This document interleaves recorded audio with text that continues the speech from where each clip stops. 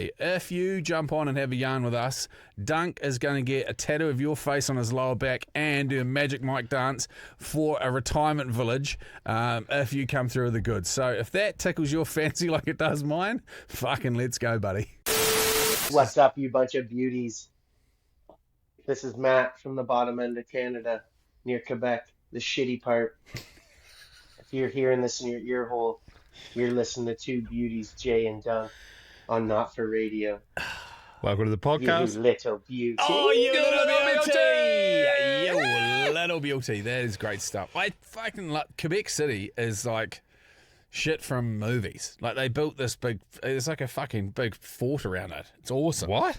Yeah. And so Cool. what ended up happening is that the French had it, and then they all fucked off to do something else. From what this is my rough understanding. So there'll be some Quebecois or Canadians that actually understand this better. From my drunken remembering of it when we sat there hammering posts listening to the locals, basically what ended up happening is that the British, when the English took over, they basically sort of overthrew the township.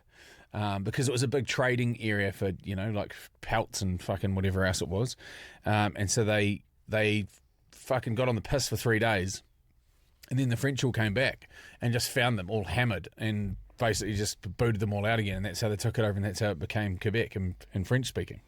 Out of it. Yeah. That's a cool story to the start of a mean city. Yeah.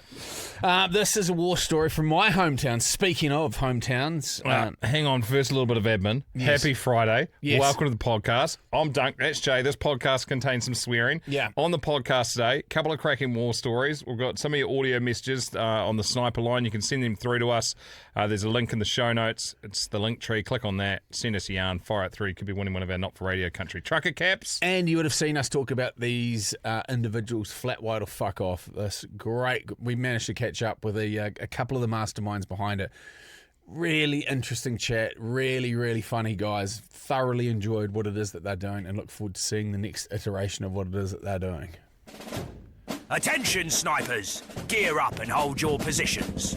It's time to load up some war stories. Your tales from the front line, brought to life. Prepare to fire. Just because we don't know all about ask about face as well, I might as well thank the sponsors.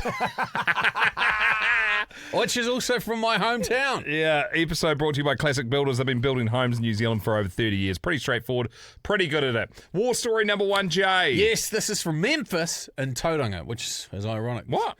This person's name is Memphis. Oh, okay. Yeah. G'day, fellas. When I was a young lad, my dad had this big white male goat. At that age, I thought the thing was a fucking giant. And one day, me and my sister were running around in the paddock, as you do, when we see this white goat absolutely beelining it for us. So, of course, we try and make it over the fence. My sister did, but unfortunately, I did not. Ooh. It doesn't feel too good being thunder cunted into a corrugated iron fence at mock dick.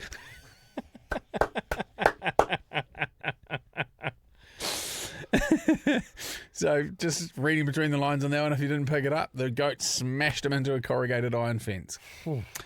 This thing was a right bastard of an animal, so I get patched up, few plasters and a Vegemite sandwich later, and we hear this clunking noise. My dad says, "That fucking sounds like our roof." For context, my dad had a Mark V Cortina sacked on its ass, modgies, all the beans. All the beans. We look out the window and the fucking thing is standing on the roof of my dad's car, denting the shit out of it. The big white fuckface disappeared one day. I don't really know what happened to him, but I do know goat curry tastes fucking delicious. Up the wires. Keep up the good work, boy. Oh my gosh.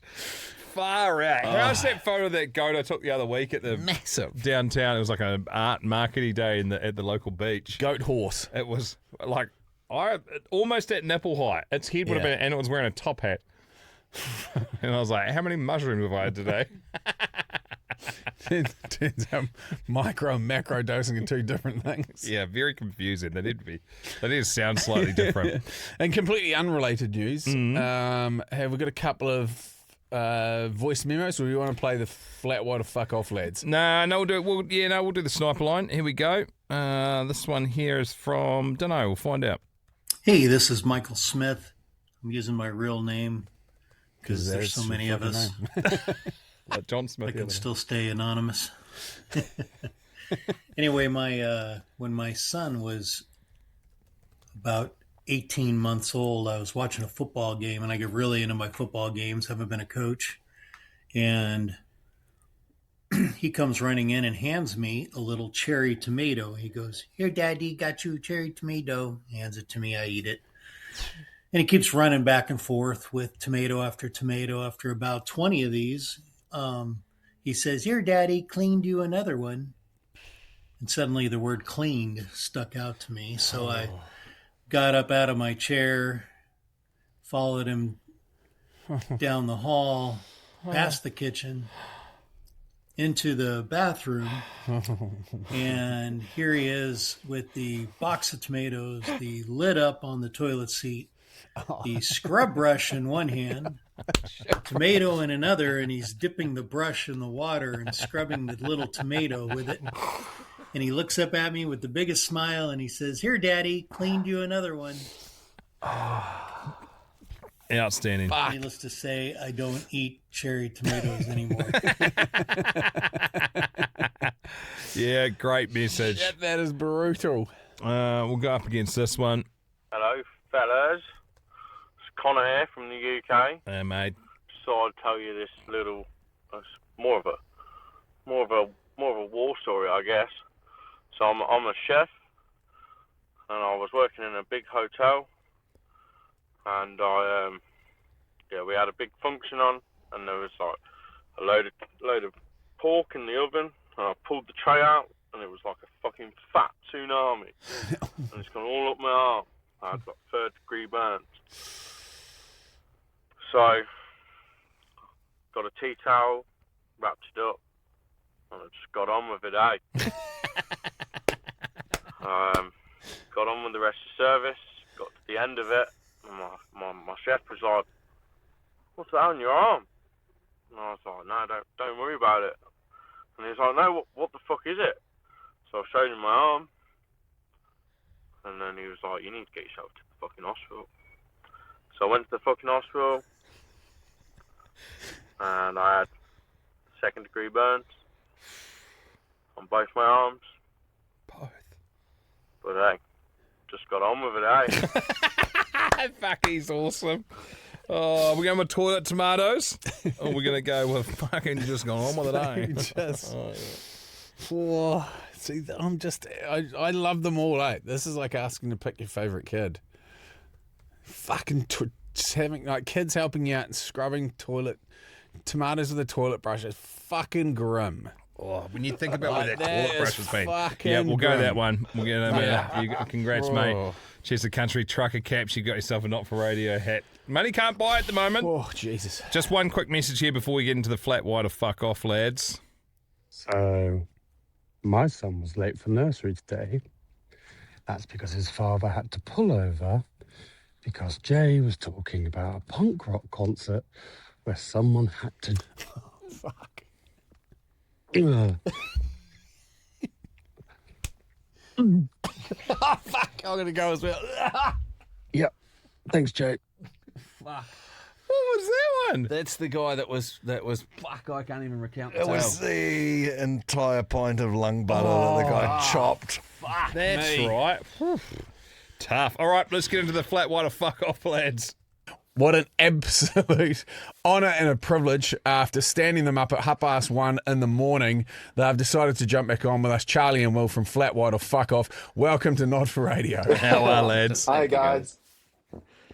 Hey, whose idea? Because obviously this is the brainchild of both of you, but somebody must have come up with it in the beginning.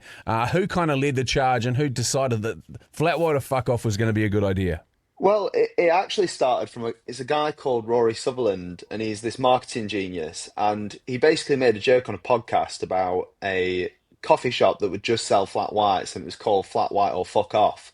Now, I heard that and thought, well, how funny would it be if someone actually tried to make that into a real business? So that's what we're doing now. You know, me, Will, Lucia, and Tom were sort of creating this business from a whole joke that was on a podcast of this like really famous marketeering guy, got his blessing, started it on social media, and it's just sort of, it's been a bit of a snowball, really. It's just sort of, it's got a bit out of hand, hasn't it, Will? Yeah, a little bit. Yeah. We had no idea it was going to be this big. Well, we'd hoped, but we had no idea. Yeah, I do recall seeing that initial clip that popped up, and Duncan does that all the time. He comes up with these sort of wild ideas that just generally don't get picked up. I came up with another one over the weekend. Who wants to hear it? Okay, Let me know. here's a sister company of Flat White to fuck off. Here we go. Yeah. Honestly, this is worth fucking millions and millions of dollars. So I don't know if do we actually want to share this out if that's the case? Go on, you know what we're like. We're following through. No, I'll just hand it out now. What is the number one toy on the planet? Well, I don't fucking know. Bloody hell. Fucking Lego. Oh, okay, yeah. Lego's in basically every fucking invented. kid's house. Lego has been invented. What's the most annoying thing about Lego? Losing bits. Stepping on Picking them. it up. Okay. Yeah. What happens if we came up with a Lego vacuum cleaner? And then so when the bits, so you just, instead of picking them up all individually and fucking them going everywhere, you just walk around like you're doing the normal hoovering, and it sucks it up and then drops it into a bucket at the bottom, and any of the bits that are too big, it stops from going up because obviously, you know, some of the bits are bigger, and you can just click a button and then it drops off and you drop it into a second bucket. I think we should call it Lego or suck off, and it will do millions. Anyway, good luck with that one, guys. Yeah. Sucking off Lego. I like it. Yeah, this is great stuff. And so, I mean, obviously, being Kiwis, we lay claim to the flat white being our drink. It's the number one drink when it comes to any form of coffee drunk in New Zealand. And per capita, I think we sit about third or fourth on the planet. Fuck, we mow through a bit of Java over here. Were you guys fans of the flat white before creating flat white or fuck off? I know that there is in London already a flat white cafe, which is basically become like a second home for Kiwis when they are in the UK. Yeah, just classic Brits. We just steal everything that's good from you Kiwis. So flat whites, you know, they're a massively popular drink over here. But yeah, we're both flat white drinkers now. We have to drink just flat whites. We can't drink anything else. We're not allowed. No, I'm a black coffee drinker. I mean, we all love coffee. Number one, we love coffee, proper coffee, good coffee. But I drink black. Charlie, what? You're a flat white drinker, Charlie. I love a flat white. I love a flatty. I think they're just delicious. You know, the perfect drink that you guys have created. So why order anything else? And that's kind of what we sort of went when we did the flat white or fuck off thing. We were like, well, you don't need any other drink. We did a fair bit of research, and about 40% of people of a morning in London drink a flatty. So wow. Yeah, in London, not everywhere, but in London. No.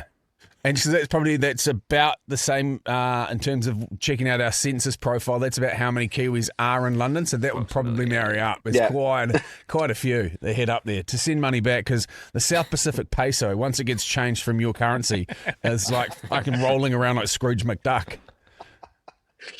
So run us through how the business is going now. Like, how many flat whites are you moving? I'm not privy to it. Have you just got the one shop, or are you rolling them out everywhere? What's the grand plans? Charlie, do you want to break the bad news about how many shops we have?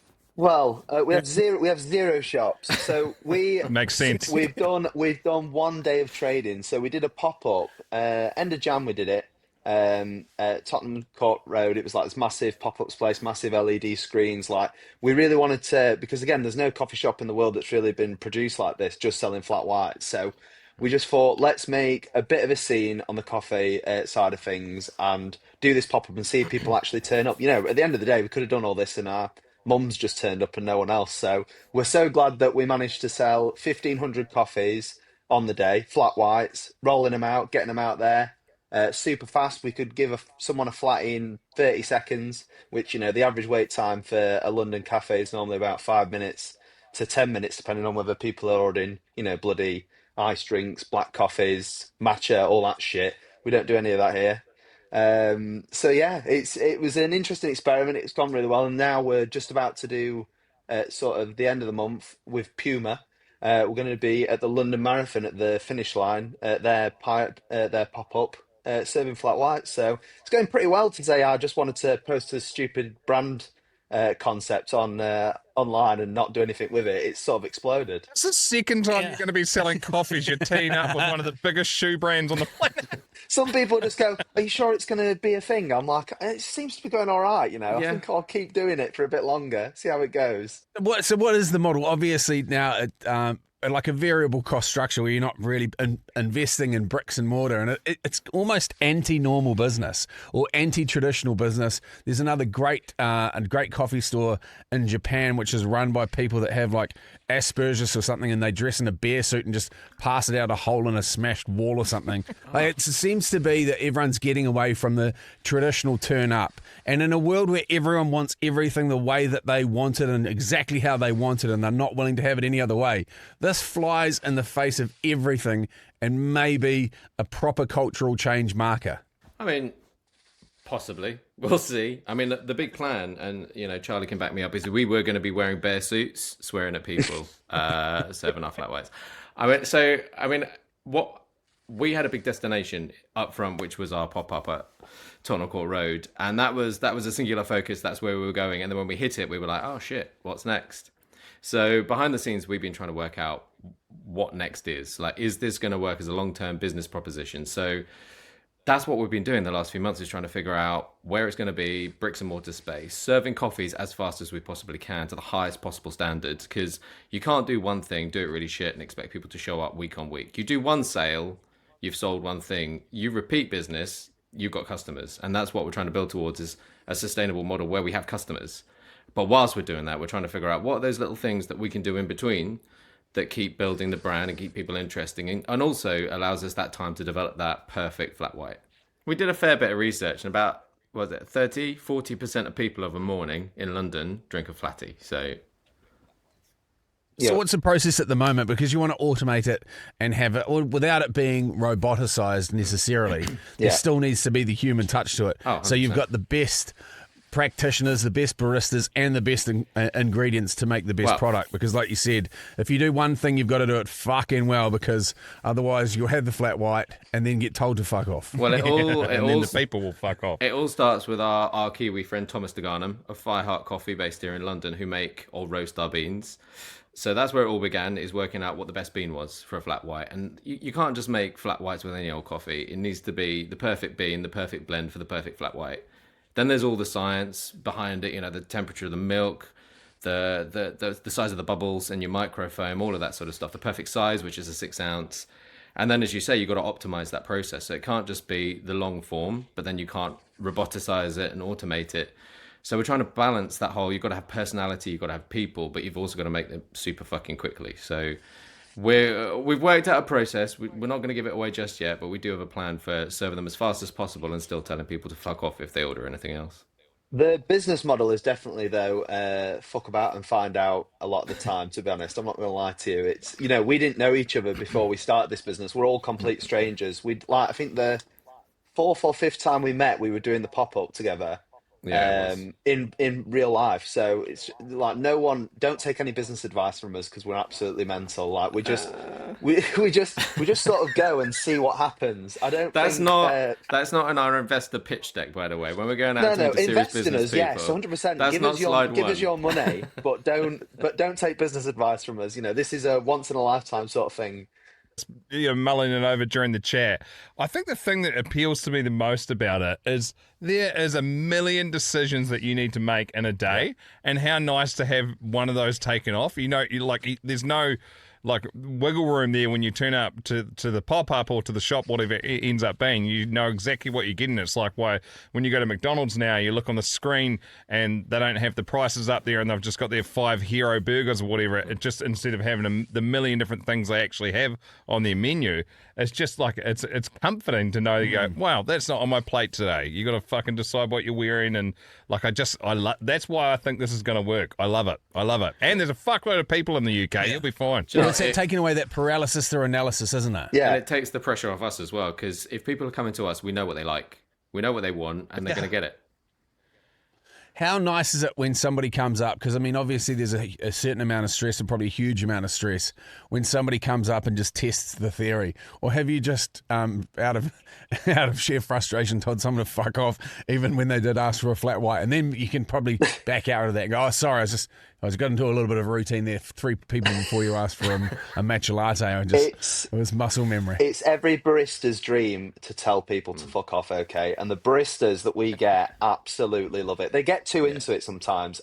There is some sheer like ferocity in their fuck off sometimes with certain customers. But it comes back to the thing of, this idea that, people want this liberating thing of like, hospitality is meant to be the customer's always right.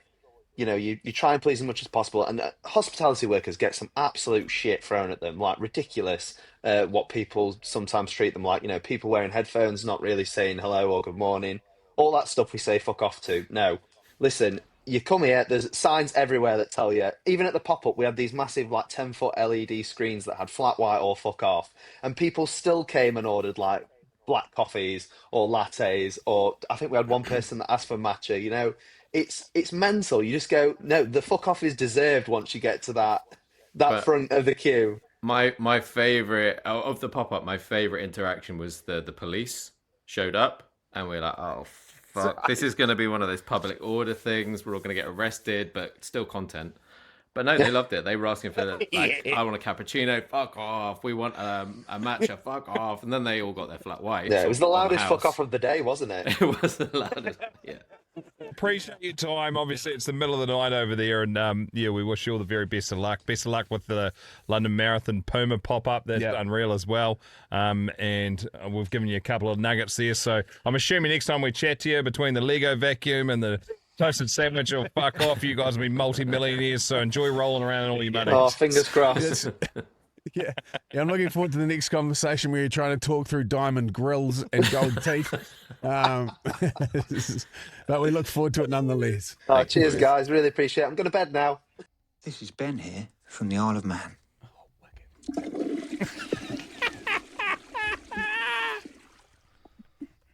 Ooh-wee. And you're listening to Jay and Dunc on Not For Radio. Oh, it's too I good. love the addition of the Foley work in that, Yeah, well, a bit more of that. Adding your own sound effects, I'm a huge fan of for those. If you want to send them through, like we said at the start of the episode, show notes, link tree, and then click the send us a yarn. And you could be winning yourself one of those Not For Radio hats. Big weekend. We're at Supercars later this afternoon. Then we've got 3 days of V8s, baby. Yeah, it's exciting. The first time it's been to Ruapuna. Yeah, they did like a few $1 million worth of upgrades to the track to make them be able to take the big beasts that are the Aussie Supercars. And ironically, we are going to be staying in the same hotel complex as Showboss Teagues, as she is over with her team, who actually won Topol, which was last weekend's round, or won one of the races. One of the races. Second race, Ryan Wood got first and Chaz Mossett came third, which is awesome. It's the first time that Toyota, who are new to it with the Supras, have topped won a race. Both of them on the podium. Which is fucking awesome. So she's gone to the right team, which is awesome for Showboss Teagues. I'm kind of hoping as well that maybe we'll be able to have a chat, because it's a real niggly when we get to the track, because of the cyclone that came through last weekend. They had to bump one of the races to Friday afternoon. So normally Friday afternoon would be practice, qualifying, top 10 shootout for the race on Saturday. But now I believe it's just qualifying and then race. And so they've added an extra race. So there's a race this afternoon. And then there's 2 tomorrow and a longer one on Sunday. The one on all the first 3 are 37 laps. The last one's like 60 something. You'll be able to watch it on wherever you are in the world. I'm sure you can find a stream for it. But it's going to be huge. We're in the bloke that owns Supercars, Barclay, also owns MediaWorks, the radio company we work for. So he's going to be there. Effectively owns half of this podcast. Yeah, and we're going to be in his box, which is going to be awesome. Benny Boy's going to be doing a hot lap. That's absolutely locked and loaded, which is awesome. 11 o'clock later this morning. Can't wait. Yeah, let's have a massive night out. I'll get 2 hours sleep, then jump in the V8. It's so much. I've done a hot lap with Greg Murphy around Ruapuna. Wow. And I want to say an NZ. It's a similar thing, just slightly slower than what these guys are going to be going. It's so cool. I love it.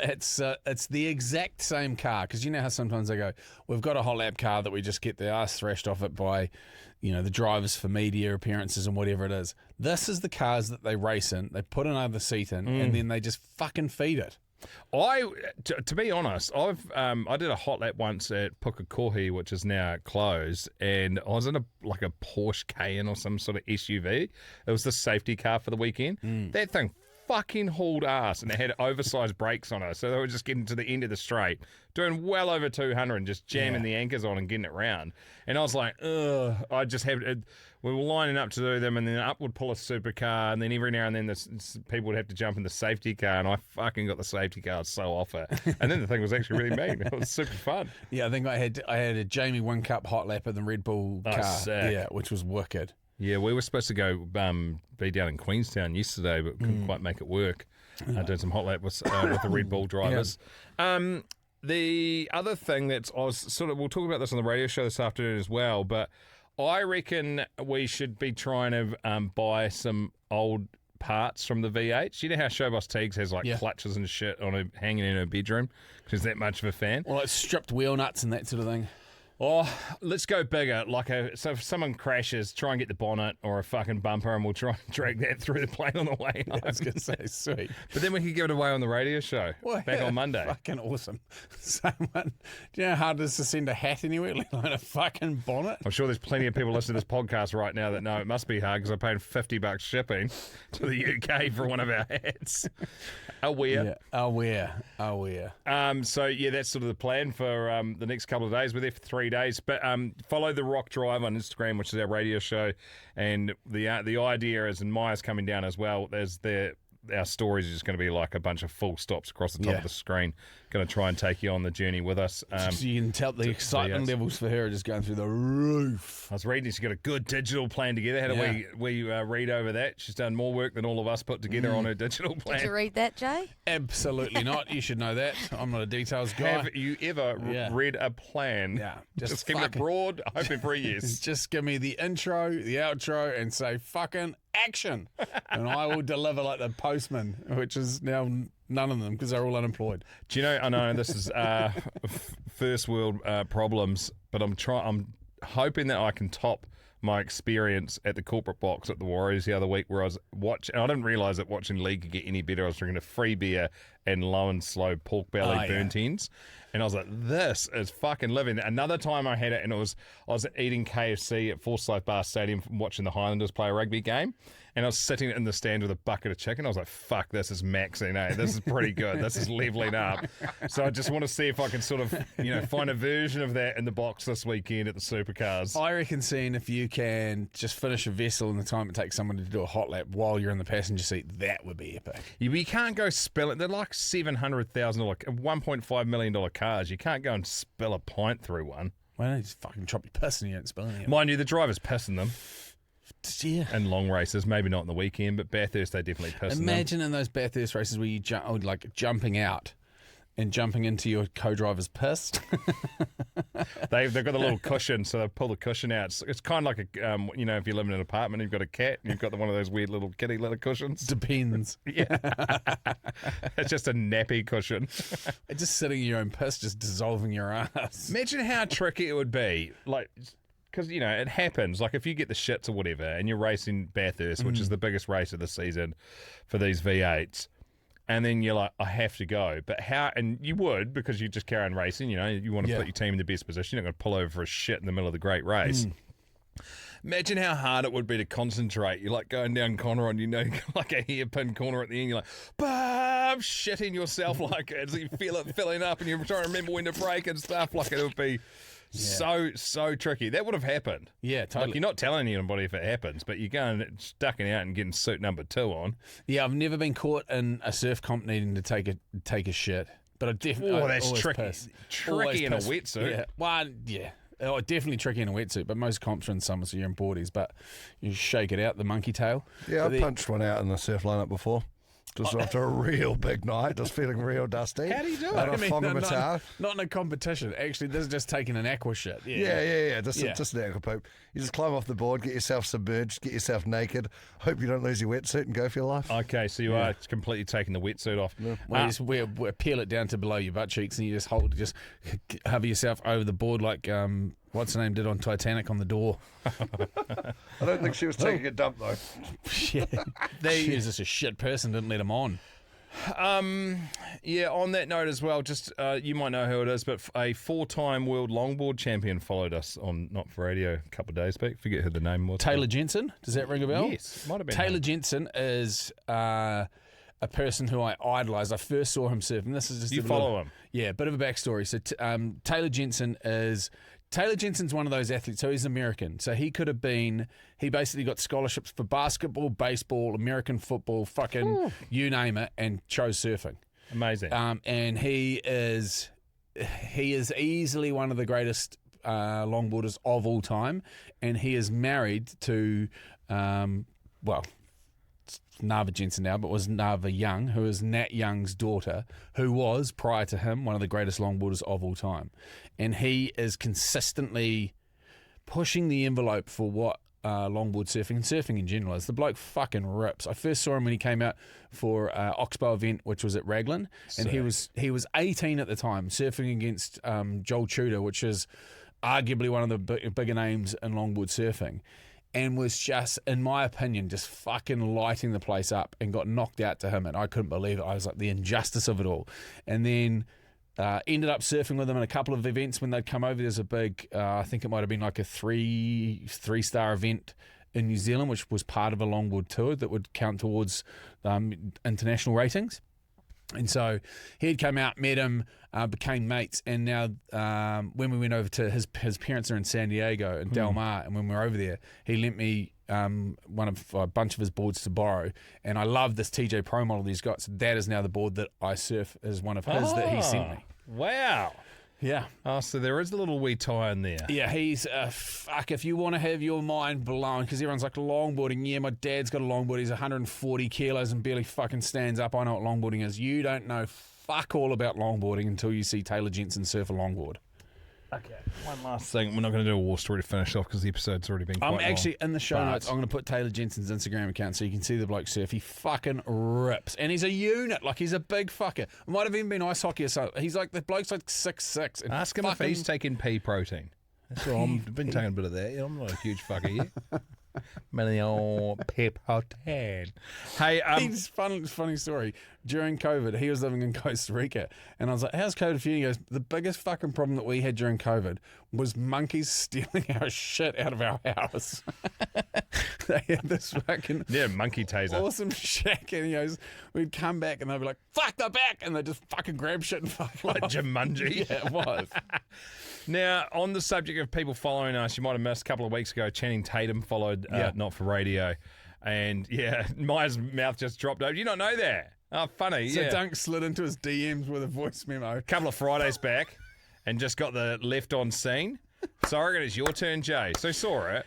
But he's a busy guy, man. He's mega famous. He's got 15 million followers on Instagram. Oh, exactly. There'll be 3 fucking personal assistants going through. Bang, bang, bang, bang, bang, bang, bang. No, fuck. You've got to have your own.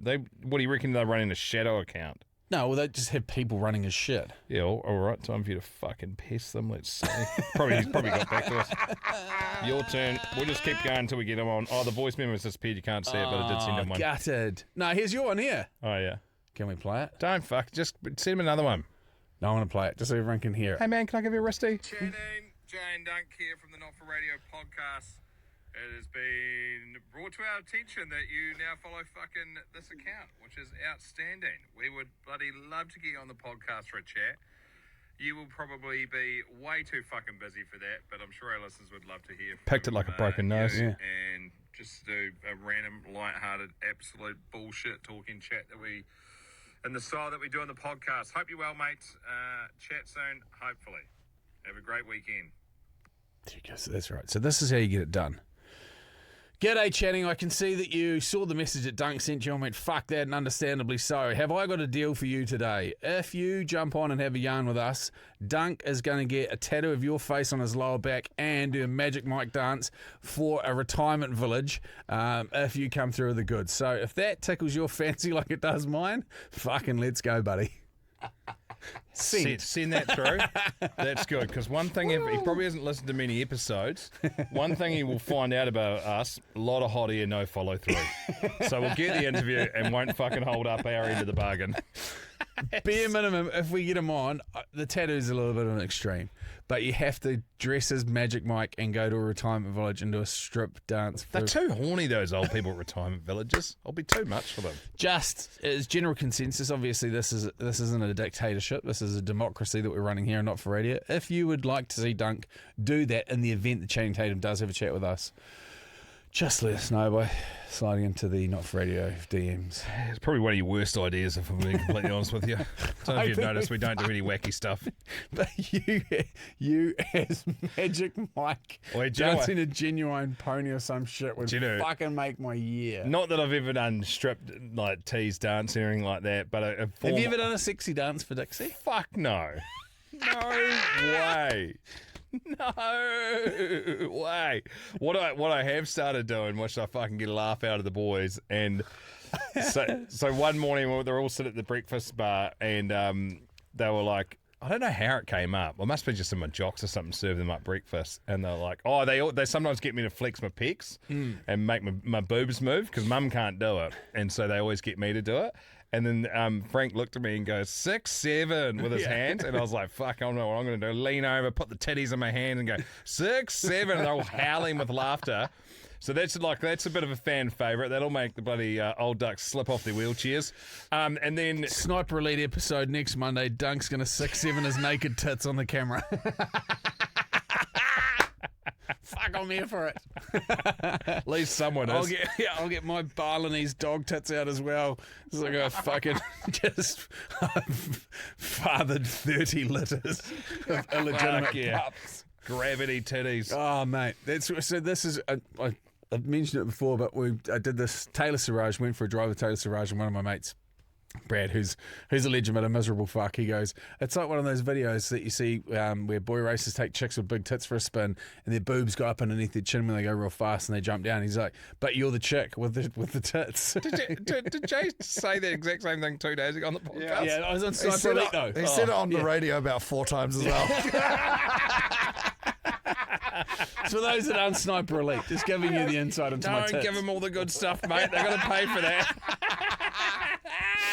Well, you get damn sure my areolas will be going on the paid potty. Yeah, Monday 6-7 tits with Dunc and Hyde. And on that note, we would like to thank our episode sponsors. Thank you very much, Classic Builders. Without you, this wouldn't happen, believe it or not. They've been doing it for over 30 years. They can do like a house and land package, house and design, which means you get to build the thing exactly how you want as well. No punishing. Can I promise you as well, no punishing hard sell. Just practical advice. And if you're overseas and you're wanting to get New Zealand residency, they can put together a $5 million package for you, Kiwi, and that will get you instant residency. Just saying. Could be JST, I'm not too sure. Listen to Half Believe the Quarter. Have a fantastic weekend. Make sure you check out the Rock Drive story set on Instagram and Facebook. We'll be going berserk this weekend at Supercars. Go well, go long, and up the wires. Up the wires.